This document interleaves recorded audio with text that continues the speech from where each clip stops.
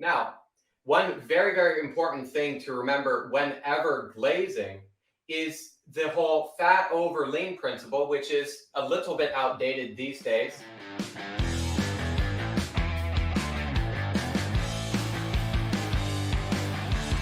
But first, we're going to get right to Eric Johnson. He's going to start out by showing us how to make paint. Eric, are you there? Yes, I am. All right, let's do this. All righty, well, welcome everybody. So what we have here is just a marble, just a honed marble slab. If you do want to grind your own paint, the best things to use is a hard stone like marble or granite. It's very important that they're not polished, but that they're honed or raw or just rough a bit. You can even use a textured glass. If you only have just a smooth piece of glass, you can always buy silicon carbide and actually grind or rough it up yourself. So what we have here is the difference between natural ultramarine and synthetic ultramarine. Today what we're going to be doing is we're going to be using the natural ultramarine. This is actually natural ultramarine from lapis lazuli. The mineral is called lazurite. This is from natural pigments. Now, when using some natural pigments like this, for example, lapis lazuli, natural ultramarine, malachite, azurite, some of those older world colors, one of the things that you'll notice is their pigment particle size has a tendency to be fairly large, almost like coarse sand. So what I'm going to do is I'm going to spit some of this out.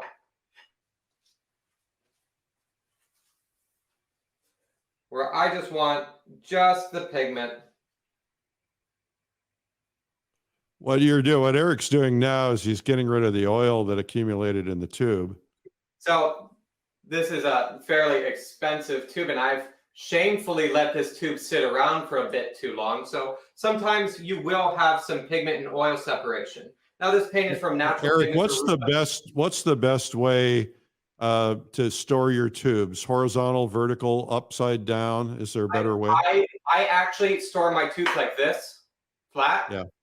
But on a good, on a good period of time, I will periodically I've got a cabinet of all my paint. I'll tap it like this. I'll kind of massage the tube, and I'll keep agitating the paint. That way, that pigment and oil separation. This tube has gotten away from me, but that's the whole reason or the whole purpose as to why we're mixing some of that paint up to begin with. Now, so I'm confused because you said you were going to make paint, yet you pulled some out of a tube. What's the story? The story is paint straight out of the tube, even if it's in a paste form, is not going to be always the right viscosity. So what I have here is the genuine ultramarine straight out of the tube, and it's very gritty. Now, what I'm going to do is I'm going to mix some synthetic and some natural ultramarine next to it.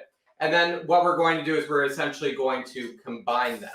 So the pigment particle size is the most important thing. So whether you are actually making your own paint, or if you're just using it straight from the tube, I think that there is a certain level of experience that comes from making paint that will give you a new control over the viscosity and the transparency of your colors, which will allow an easier job painting, be it direct painting or glazing.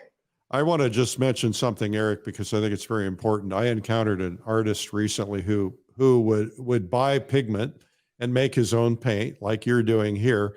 And they can't see that yet, so hang on just a second.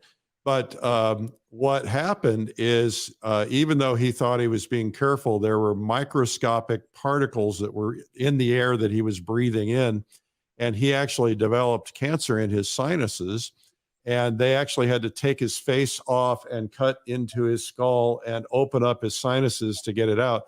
And they said it was caused by it, and he was using a lot of toxic colors like cadmiums and so on.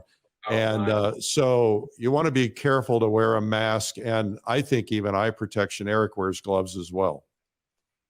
Yeah, okay. I don't mix any toxic pigments in my studio anymore, or make toxic paints in my studio. But I think that always treating even a pigment that is less toxic, you should always treat it with the utmost respect. Yeah. So I So, just for the benefit of the people who might not understand what's happening here, those two spots of color on the right are powders, and that's how pigment comes. You can buy it in jars of pigment, so you can mix it yourself. exactly. So here we've got a synthetic ultramarine, and here we have a natural ultramarine. So one of the things that you're going to notice is that the synthetic ultramarine is wildly stronger. So when making our paint starts off as, dry powdered pigment, and we have to add the glue or the oil to it. The best oil that I like to use is a very high acid linseed oil. So I avoid using walnut oils or any oil that's not linseed oil, because linseed oil offers a superior drying, even though it might yellow a bit faster. I say faster because there's this common misconception that a walnut oil actually isn't going to yellow, but it actually will. It's just the rate at which the walnut and the linseed oil yellow is different. But they will yellow to about the same degree. So now, what about cleaned linseed oil? Dan Graves' video talks about how to clean your video, and how to clean your oils, and he goes through the process of doing that. Also, how to make lead paint. So washing your linseed oil, I think, is a great thing to do. So when you wash or clean your linseed oil, what you're essentially doing is cleaning out the water soluble impurities called mucilage.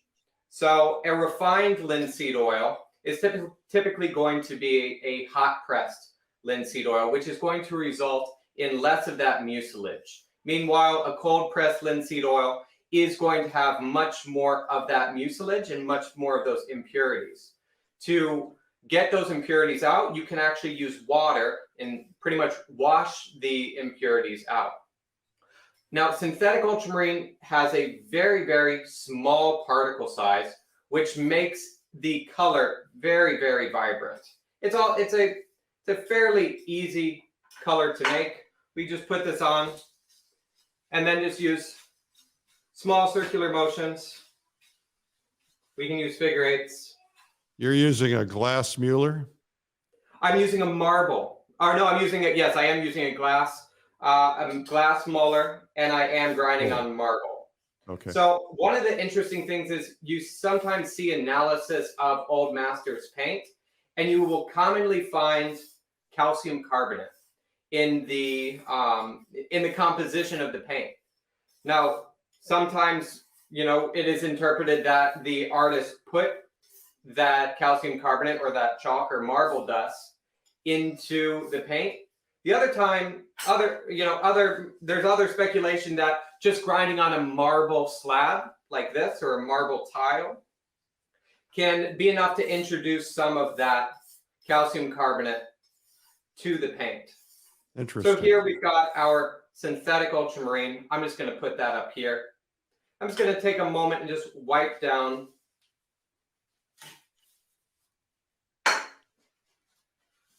Hello, Auckland, New Zealand. Hello, Belfast. Let's see where else we've got. Scrolling through your comments. One important thing is to always throw away oily rags because oil can spontaneously combust. Now we're going to take the natural ultramarine. We're going to mix it with just about the same oil. Now that looks a lot lighter. Is the oil going to darken it? Yep, so adding the oil is going to darken it. So this is a different shade.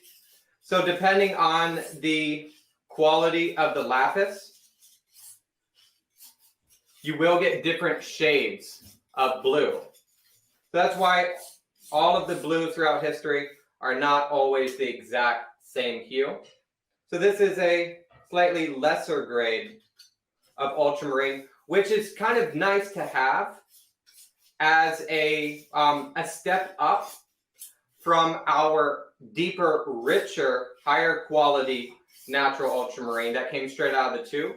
Because in order to brighten this, I would either have to add white or some other blue pigment. In this case, I can add this other blue pigment, And that's going to allow me to brighten the value without relying on white, which is going to desaturate my chroma and also make my paint just a bit more opaque. Now, this is, I don't know if you can hear, but this paint is very kind of gritty. Yeah, now, you can hear it. When you're mixing these natural pigments, especially genuine ultramarine, one thing to keep in mind is they are colored crystals, essentially. So just like a rose quartz gets its color from the impurities in it, you know, the lazurite is, you know, a very predominantly silica-based pigment. So if we grind this up too far, it's going to desaturate it. It's going to lose its color. So how do you know? How do you know? You could just see it. So there's a fine balance here between the pigment being too coarse, because it will be like painting with rough sand, and the pigment size being too small, which will noticeably make the color look more gray. So it's usually recommended that you just mix it up with your palette knife. But having used both of these paints before and the delicacy of my painting, I know that I need to reduce the pigment particle size a little bit. Now, I'm going to use my Muller, and I'm just going to pinch it like this. I'm not going to grab hard and push down really heavily. I'm just going to hold it like this. I'm going to let just the friction of the two grind up that color. It's kind of like figures on a chalkboard. I know. Just give it a minute. It'll get more quiet. You can see very quickly, you can actually hear the fact that the particle size decreases. Yeah. And that's essentially all I want to do. I'm going to grab some off of the edge. Do that again. Now, whenever we reduce the pigment particle size, we do increase the surface area. In other words, we're going to need to add a little bit more oil when we reduce the pigment particle size, because the paint will be more, it will be more stiff. Now, I'm using a relatively large particle size paint right now. One thing that you can do to make working with a large particle size paint a bit easier is to add a vacuum bodied linseed oil or a polymerized linseed oil, such as stand oil, which is what is commonly known as. There's a big difference between the stand oil that we have and the stand oil that the old masters would have had. In other words, the old way of making stand oil was to quite literally put linseed oil in a bucket and, you know, close the bucket up and just crack the lid a little bit and let that stand or sit for a very long time. And eventually that oil would polymerize and oxidize. That oxidation is where the main issue is, and in my opinion, because that oxidation can lead to additional darkening, yellowing, and even cracking. So it's best to have an oil that is only polymerized but not oxidized at all. So I'm going to use a medium viscosity vacuum bodied linseed oil, and I'm just going to add a drop into my paint. This is going to act like a thicker viscous glue. It has a honey-like consistency, and that's what we're going for, is just something to just unify those larger particles. You can see how much more uniform the paint is. It doesn't have that kind of stiff, kind of gritty feel. And that's because there's just a thicker viscous glue covering it. So I'm just going to give that a quick mull to get a good pigment oil agglomeration. Now, right now we're using a very transparent pigment all by itself. So if we were not using a transparent pigment, let's say we were using cadmium red, or we were using cadmium yellow or bone black, some other opaque color, even lead white, what I could do is I could take my paint, I can bring it to my slab, and I could introduce some other transparent pigment. This could be the chalk or the calcium carbonate. This could be barite or barium sulfate. I could even add clear glass powder or fumed silica. So the goal here is to introduce transparency through the use of transparent pigments, as opposed to adulterating the pigment volume concentration. So that's typically known as the PVC, the critical pigment volume concentration, which is a point where the paint is neither extremely glossy nor extremely matte, but has just enough oil to bind and completely cover all of those pigment particles successfully. That's essentially what you're going for. There's a question from Kirk Larson, the great painter in upstate New York. He says, hello from Hicksville, New York. Always great to understand more about the pigments we use and choose. How does safflower or walnut affect the mix versus linseed? So, to the best of my knowledge, if we're talking safflower of the high oleic variety, that's probably the best safflower oil that you can use. Each is going to give you a different character to the paint. For example, safflower and walnut oils have the tendency to make a softer paint overall, with better flow out and leveling, which is essentially the paint strokes aren't going to be quite as sharp.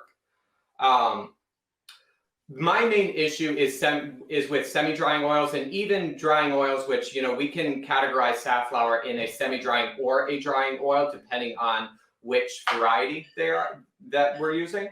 My issue with walnut in particular is the fact that when the oil dries, it swells, it expands, and then over a month or so, it shrinks back to the size that it was when it was originally wet. Now, when linseed oil dries, if there's a smell, if you can smell the linseed oil, there's some volatile organic compound. There's some solvent that evaporates, which is allowing this to be fluid, right? So it's inevitable. It's going to expand, it's going to contract, and it's going to contract a tad bit smaller than the original mass or the original volume that we have here. Now, with linseed oil, that happens just a little. With walnut oil in particular, the mass or the weight of the oil gets actually quite a bit less than it was when it was originally wet. That's a big issue because that means your paint layer expands and then contracts at a greater degree than, let's say, linseed oil would. And that can be a recipe for cracking. Having said that, there's only hundreds of years of Dutch artists using lead white number 2s, which would be lead whites in walnut oil. We've got Sargent using lead whites exclusively in safflower oil. So it depends on what you're going for. I'm not worried about the oil yellowing because I use high quality, clean, refined linseed oils for the most part. So I'm using just a consistent oil across the board. I'd be a little bit more worried about mixing different oils that have different drying times. Like I know exactly what to expect. In genuine ultramarine's case, it's a very poor drying color. I mean, if you put a pure, even if it's synthetic ultramarine, it's going to take forever to dry. Natural ultramarine is is not immune to that either. It's also a very slow drying color. So I wouldn't use any slower drying oil, period, just to make sure that my paint doesn't stay sticky or gummy because it's just a dust magnet. Okay. Hey, I want to tell everybody to hang in there because in just a minute, we're going to take this paint and then use it to glaze. And you're going to see how a glaze can make a painting just come alive. So you want to stick here for that. I'm going to set up the palette right now. Okay, so you've got 3 piles of 3 different. One is came out of a tube. One is a synthetic, and one is a lighter ultramarine. Correct. And this is going to let me avoid using white. Yeah. Okay, so you're going to get set up. Is that right for your next bit? Right. Okay, why don't I do this? I'm going to come back on and just say we've got a a promo I just want to share for you guys. It's on Eric Johnson's video that came out in 2019, which is about it was the celebration of Rembrandt's anniversary, but he has figured out how Rembrandt painted. At least this is what he believes. And as you can tell, he's very scientific. And you just want to watch this. This will blow you.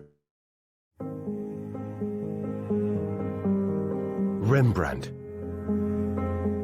considered one of the greatest artists in history, and known for his lifelike and expressive portraits. Rembrandt created mood with dramatic light, thick paint, and thin glazes. This year, the world is celebrating the Year of Rembrandt, marking the 350th anniversary of this great master's death. And yet, artists around the world are still studying his work to inform their own, trying to understand his techniques to give life and drama to their own paintings. Countless numbers of artists, whether students or professionals, have copied Rembrandt's work in order to better understand how and why his work is so historically significant. Yet few ever really figured it out because of his unique layering approach, which made him the master's master. In honor of the Year of Rembrandt, and because so many artists want to understand Rembrandt more, in conjunction with fine Art Connoisseur magazine, we began a worldwide search to find the one artist most capable of understanding and teaching Rembrandt's work at the highest level. That extensive search of the world's best Rembrandt copyists led us to an artist who has not only mastered the art of creating Rembrandt-style paintings in his own work, he has scoured ancient texts in foreign languages in order to understand every small detail. From how Rembrandt created his paint, how he prepared his canvas, how he layered paint, even how he used a simple technique to rough in the first layer without requiring a lot of drawing skill. Our search led us to a young artist who has spent the last decade obsessing about Rembrandt. And once you see him paint or listen to him talk, you'll instantly understand why we chose him over hundreds of other artists to be your teacher. One of the things that you'll find about Rembrandt is he and all of his other Dutch contemporaries had a very systematic way of working, a very logical order of painting that ensures a success at the end of every work. In Rembrandt's Secrets Revealed, artist Eric Johnson is going to show you everything that Rembrandt did that, without knowing it, would make him a timeless legend. You're going to see it all as Eric demonstrates a complete start-to-finish Rembrandt painting titled Self-Portrait at age 23. And if you compare the original side by side, it's amazingly accurate. You can observe and practice each and every step so you can create your own Rembrandt paintings. Also, you can give your paintings drama by employing Rembrandt's techniques. 7 full hours of detailed instruction that is easily understood by beginners and pros alike. All throughout the film, Eric includes information on the paint and materials used during Rembrandt's time period and suggests modern alternatives. You'll also hear many historical painting facts and tips that will help deepen and enrich your knowledge. You'll treasure this video because of the knowledge and skills you'll develop to increase your significance as an artist. Available on DVD or digitally to view on your computer, tablet or smartphone. In celebration of the official Year of Rembrandt, Rembrandt's Secrets Revealed with Eric Johnson. Order yours today.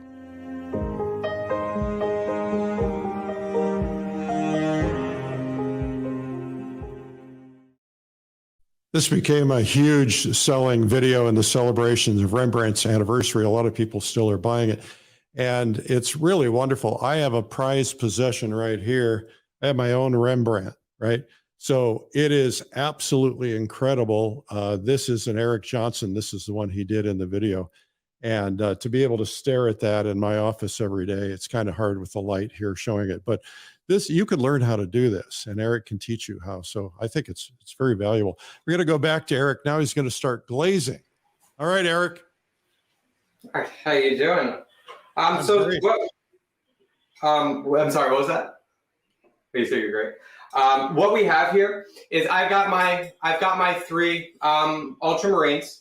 I think it's nice to have more than one color, more than one ultramarine. If I need to, bump some of the chroma up even higher, I'm going to use a little bit of the synthetic because it's the 21st century, so why not? The colors on my palette, we have a lead white number 1. I have added some crystal leaded powdered glass to that. This is a lead tin yellow type 2, which is the lead tin yellow that you would see commonly used by Vermeer. This is the lead tin yellow that has silica in it, or powdered glass as well, as opposed to the lead white number 1, or I'm sorry, the lead tin yellow type 1, which is more of an opaque lead tin, or a lead tin yellow type 1, which is more opaque lead tin yellow. We have a yellow ochre, a genuine vermilion, and then a genuine rose madder, a synthetic alizarin, and a bone black. I don't have any earth. I don't have any raw umber. I won't need it. I probably won't need the alizarin as well. But that's just what's on my palette. In case you were wondering, lead white number 1, lead tin yellow type 2, a yellow ochre, genuine vermilion, rose madder, alizarin, and bone black. So what I've got here is, this was a painting that I did as a demo for one of my webinars over the summer. Now, I've got some sections that have been painted more thoroughly and other sections that have not. So I may need a little bit of extra brightness here. So I might actually have to opaquely paint an area while glazing the darker values. As you can imagine, glazing with those transparent dark pigments are going to darken in general. So what I'm going to do first is I'm going to glaze my shadows and get those at a richer and darker value and color first. Now, I'm actually not going to oil out, because when you oil out, you're essentially, what you're doing is you're applying, unpigmented oil, which is going to, if you don't completely paint on top of it, it's going to dry without any pigment. And that's going to create a very thin, glassy, and brittle layer of linoxin. That's essentially just the dried oil. What I'm going to do is I'm going to start off by taking a synthetic, this is a spectrum brush from Trekell. I'm just going to take a synthetic bright. This is a spectrum brush. I'm going to grab some of my genuine ultramarine.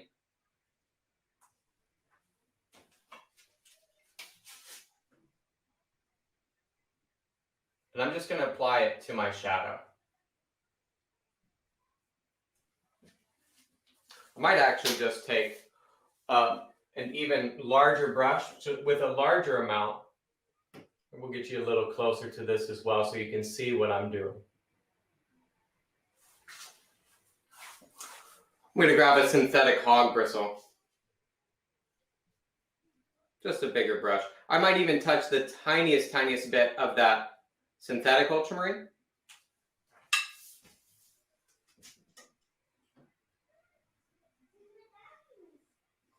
I'm just going to reapply the paint just in the shadows.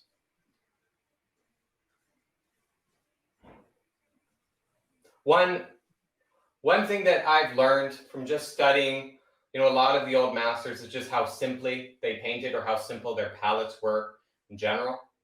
And I think it's important to always keep an open mind whenever making, assumptions, educated guesses on their techniques, and always, remember that, older artists are just like, us, constantly learning, constantly experimenting. So their knowledge and experience is always expanding, and so should ours. So it's so hard to, I'll turn it back on, there you go. Well, 30-minute warning.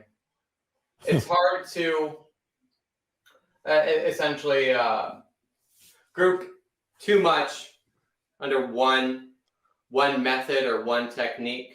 But by choosing a specific century, or by choosing a specific artist and really kind of deep diving into the ways that they would have done it, to me, that's always been the most exciting and useful.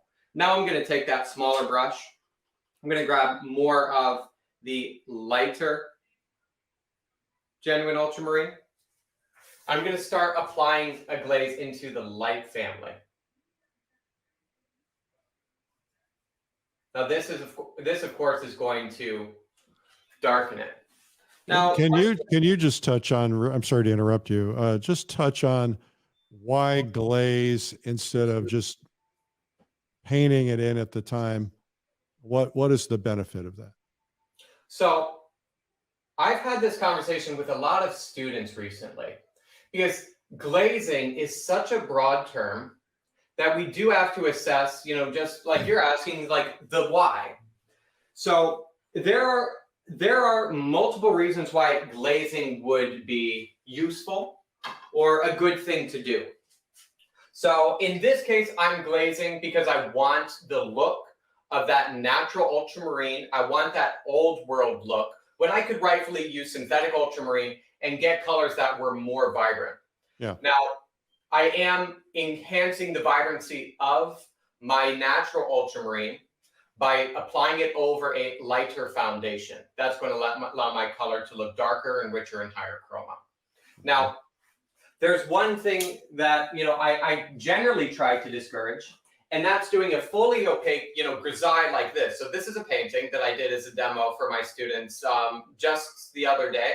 What is a grisaille? Tell what this is a grisaille. So you could technically do a full monochrome painting like this and then glaze over that. But because of some of the darkness, especially in the darks, your glazes will lean more desaturated to whatever that darkness was. So one key element here is whenever glazing, it's important to glaze over a brighter foundation for the most part. Okay. Now, so you don't make your darks as dark as you would otherwise because you know you're going to darken them in the glaze. Exactly. And that can also be a very useful way to avoid oiling out, which has lots of negative ramifications leading to excessive yellowing and darkening and cracking. So if you leave your values just a little bit light in your underpainting and are successively glazing over them to get around, for example, I could have oiled out this shadow, but what would that have even showed me other than the fact that I could apply the glaze over it anyway? So there's other reasons why one would glaze.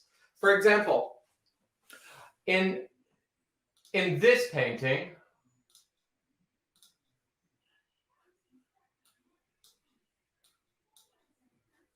that he's looking for. So it's in front of it. So in this painting that I did of my daughter, I glazed right after my underpainting. And then I wiped away, which you see many artists like Velázquez or Rembrandt do to create more feeling of texture where there is a thickly painted impasto. So what I did there is I actually painted black over the entire thing and then wiped away using a wipeout method. So I was glazing bone black and raw umber with perhaps a tiny bit of that powdered glass to give more relief to the texture of my, you know, thickly painted impasto.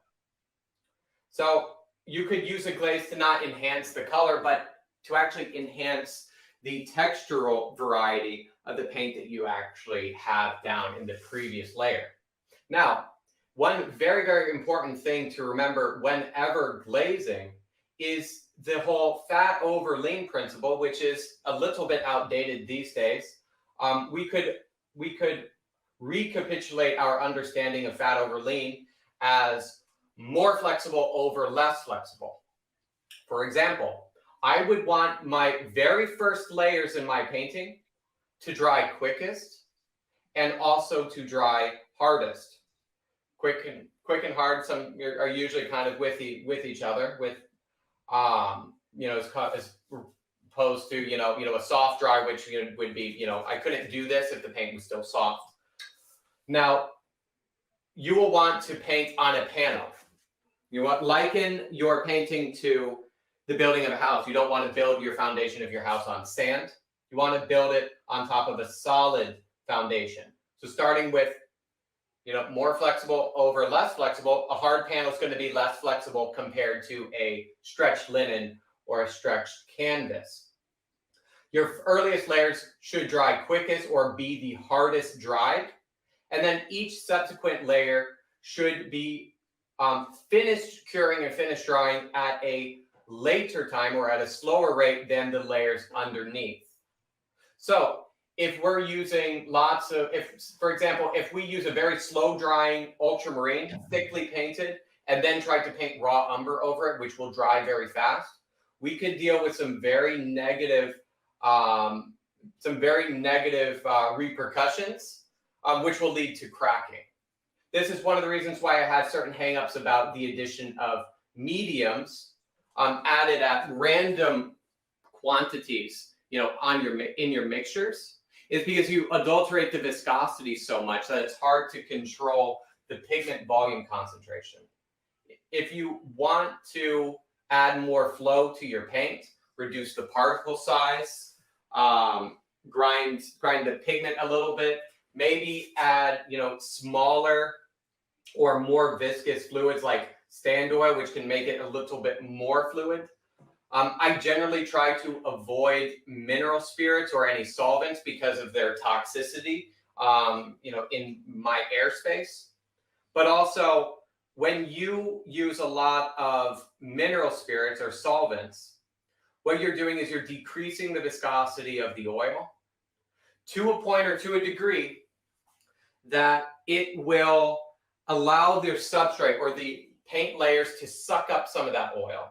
That is what we call sinking in. That's when your paint starts to look matte finish. I'm just going to cover up this whole area. I'm just going to kind of scumble at it like this. Sinking in is caused by the oil getting sucked into the substrate. So, of course, a less absorbent substrate is going to lead to less sinking in. It's one of the reasons why I generally like vacuum bodied linseed oil or stand oil, is because it allows my paint to not sink in quite as much. Right. So you really want to be careful, with the materials that you use, not only for toxicity, but also for the nuisances of the challenges of just painting from one layer to the next. Well, that's really increasing the intensity. I'm sure in person, the brilliance is so much brighter. How long does your underpainting need to dry before you go on top? Does it need to be completely dry? You should be able to take a knuckle, twist 90 degrees, 180 degrees, something like that, and there'll be no paint on your finger. All right. Hard dry is ideal, because if you can do that and you still get paint on your knuckle, you're not coming to a hard dry. Now, this goes back to me choosing linseed oil as opposed to walnut or safflower oil. You usually hear that walnut oil or safflower oil do not come to as hard of a dry as linseed oil. And this is where that knowledge comes full circle. A safflower oil or a walnut oil paint will dry a bit softer in general, or the oil film won't be as hard. Yeah, which have a tendency to chalk. I use the Rubloff gel.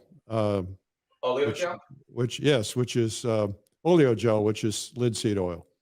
Correct. That's a mixture of linseed oil and fumed silica. I really love the oleo gel. I actually have a little bit here on my palette, just in case I need to change the viscosity of one of my paints while imparting some transparency. Mm-hmm. Now, the reason I love that oleo gel is because it's 70% oil, 30% fumed silica. And if you have ever bought a bag full of fumed silica, you would know that you always want to buy way less than you intended, because it's so light, it's so fluffy that if you thought you were just buying, a pound of it, you'd get a bag the size of your chest. I mean, there's one human being can't use that much fumed silica in their entire lifetime. So the amount of that transparent pigment is so much greater, even though we're talking 70% oil. The weight, the molecular weight of the fumed silica is just so low that we're dealing with this kind of just transparent, friendly gel with the paint, as opposed to lots of unnamed chemicals and alkyds, you know, that require solvents. Well, and yeah, and some things they put in, some people put in things are deadly, and you don't want those particles floating around in your lungs. Exactly, and that's why, you know, whenever I have, you know, the clear glass powder, this is crystal leaded glass, which essentially has the lead oxide in it, like a good, you know, leaded window, good Scotch glass, good Scotch crystal. That acts as a faster dryer, but I make that into a medium with oleo gel for glazing. But I do that outside, like full hazmat, you know, face mask, lead respirator, and I do it very, very, very carefully. But I also never sand my paintings as well.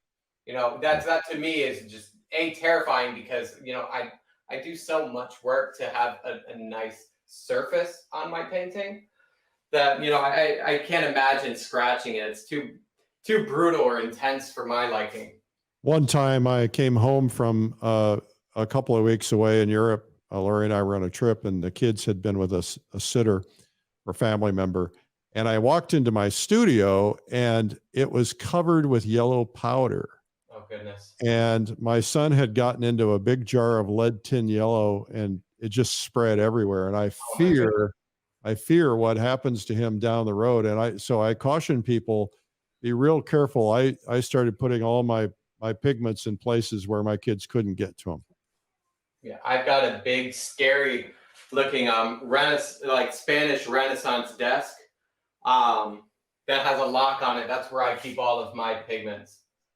But yeah, that you can never be too careful. You know, even the ones that are considered low toxicity, all of them are treated with the same level of care as the most toxic pigment. And I don't even like to use, you know, pigments indoors now, because, you know, I just have my young daughter. But I always have a HEPA filter going. I'm always mopping and, you know, scrubbing the air, wiping down dusty surfaces. So I do everything that I can. I test lead on every door handle. I wear gloves while I paint. When I leave my studio, I take the gloves off and throw them away. So I could use a rag to lighten. So as opposed to adding white to lighten, I can just use a rag to lighten, using just the thickness or thinness of the paint, as opposed to adding white, which is going to desaturate it. Yeah. Well, I can also use a brush to just move that paint around to, you know, put a higher quantity of that glaze in an area that I want to be darker. Well, white can make things very chalky looking, and that's where glazing, I think, really makes a big difference. I mean, you look at the chalkiness of what's not glazed versus what is glazed; it's amazing. Exactly. From in here, I can't really tell in person. Oh no, it's pretty accurate. It's what you see is pretty accurate. I put more time than you'd know on just making my camera setup as accurate as I can for everyone.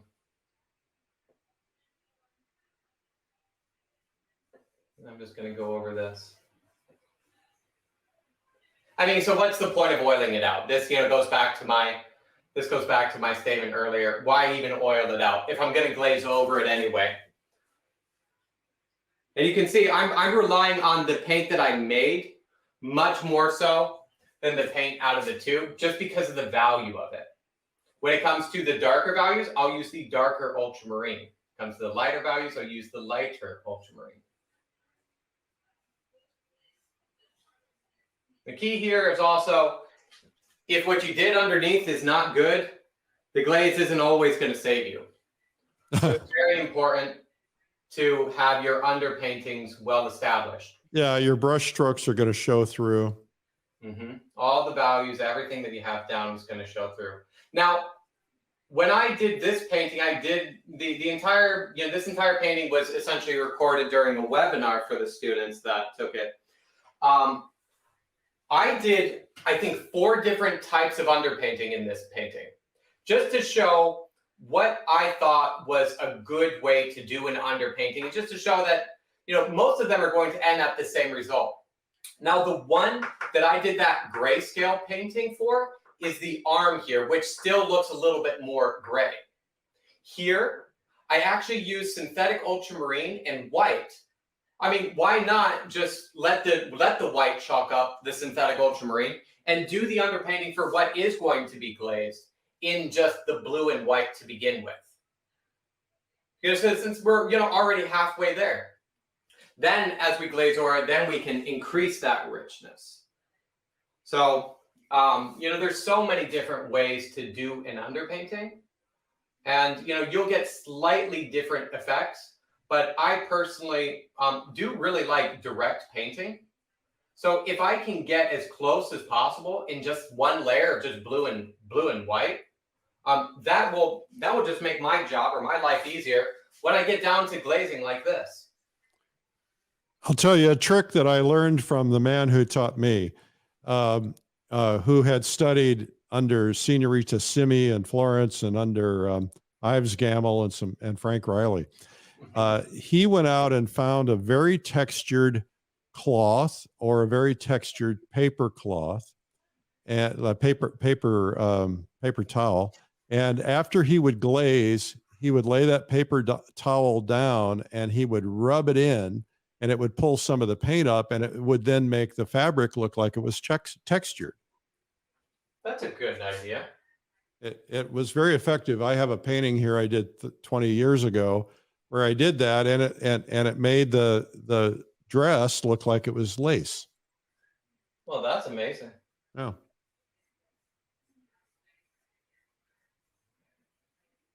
I think that's one of the reasons why I tried to reduce the particle size of my glaze beforehand, because I planned on actually doing this with just a rag. Now, because the pigment is so hard, I don't know if you've ever tried to crush up a piece of lapis, but my goodness, that mineral is hard. If I rub too much, I think that I will have the same effect that you're talking about without needing the textured cloth or textured rag. Yeah. Because I'm essentially, you know, wet sanding the painting every single time I, try to remove. So I'm trying to be very, very gentle. Yeah. Or you could take it. You could create designs with a, you know, with one of those little rubber tip things. Let's see. This Catherine says, Eric, can you show us the picture? I assume she means the one that I did 20 years ago. No, it's hanging in the bathroom. I'm not bringing it out. It's not something I want to show anybody. We get better over time. Eric, I want to mention to you that you and I went out plein air painting when you were here, and you set your painting down in my studio to dry. I don't think I ever gave it to you, so I'll try to find it and send it to you. Okay. All right. I think we're gonna. I think we have essentially the essence of how this is done. You keep layering over it a little bit more to get some texture or some sense. Why don't you come back on camera real quick so everybody can meet you if they came in late? Our guest today is Eric Johnson, and he is a superstar. As you can tell, he's very scientific in his approach, and thank goodness for people like Eric, and also for really keeping the old masters' styles and techniques alive. And that's one of the reasons we did the video. Eric, thank you so much for doing this today. Thank you. Everybody give Eric thumbs up and applause. We put links in there for his webinar series. He's got a couple of different ones. Make sure you follow him on Instagram and TikTok. We'll put that in the comments. And Eric, you're a very, very important guy in my mind, and you're a huge inspiration. Thank you. Thank you.